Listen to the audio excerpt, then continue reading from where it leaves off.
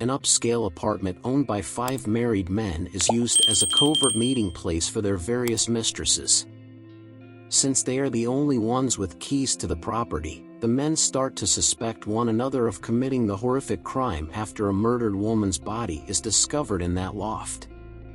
The narrative is revealed through flashbacks that are woven into current events. The quintet of males are: Vincent Stevens is the building's architect and designer, where the loft is located. He is the father of their children and is married to Barbara. At first, he offers that the 5 friends utilize the loft as a private haven. The other men put him up to be the murder suspect. Dr. Chris Van Allen is a psychiatrist who is half-brother to Philip and married to Allison. Zoe is Chris and Philip's half-sister. Chris is the last man to accept a key and the most hesitant to loft ideas. He finally gives in to his attraction to Anne, who ends up becoming his mistress, and offers Chris his key as evidence that he does not use the loft with other women, and tells him not to fall in love with her because she is a prostitute. Ellie Secord, a diabetic who requires insulin, is the wife of Luke Secord.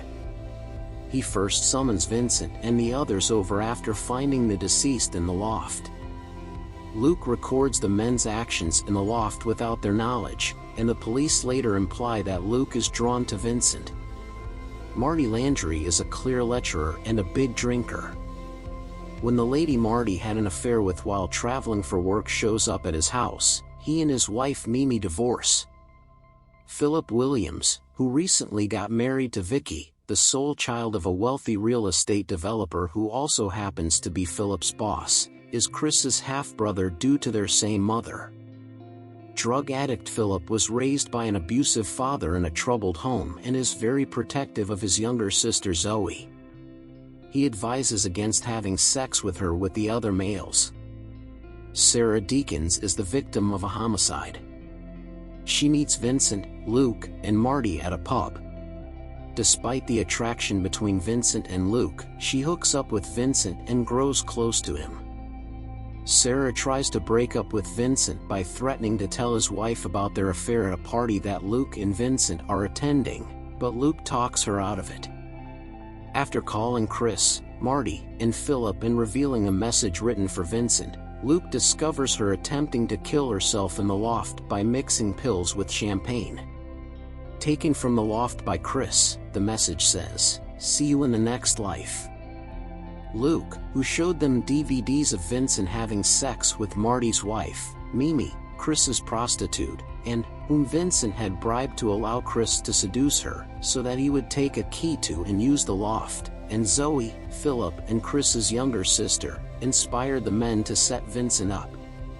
Philip stays in the loft to arrange the scene as the other 3 men depart to prepare their alibis. After severing Sarah's wrists with some cocaine, he uses her wounded finger to scribble a Latin word that sounds like it was written in her suicide note.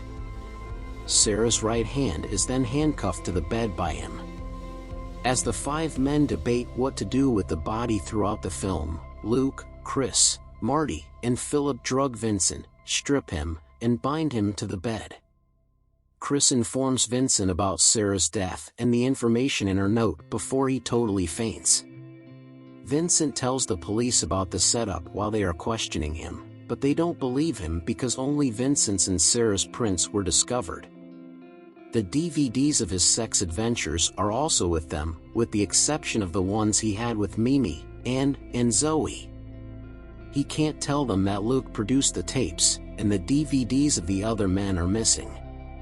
The police also mention that all 4 men have an alibi for that morning. Philip has an alibi from his father-in-law, who was blackmailed with information about his own cheating, which Philip had because he knew Vincent used the same information to blackmail his father-in-law to get a project contract. Chris and Luke were seen having breakfast together. Marty was at his office.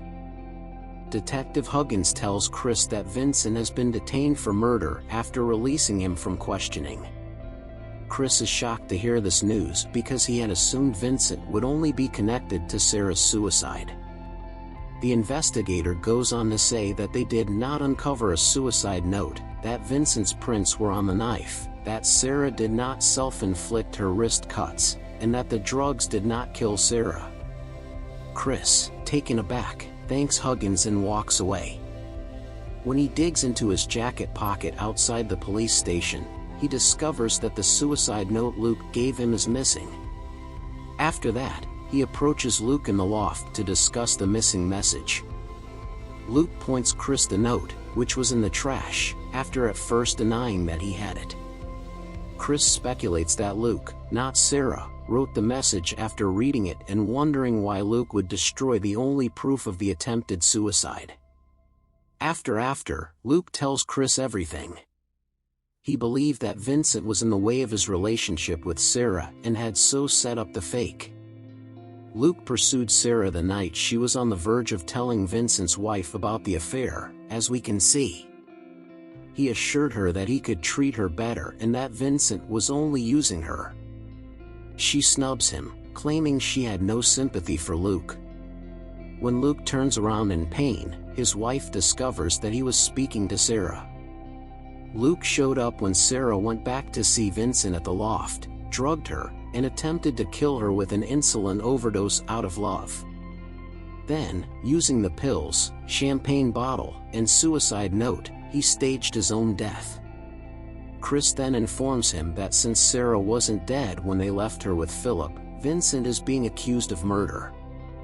Luke goes on to say that he will settle the score and that, in reality, Philip was the one who killed Sarah. Luke threatens Chris, bringing out a kitchen knife, and screams, "No more cleaning up."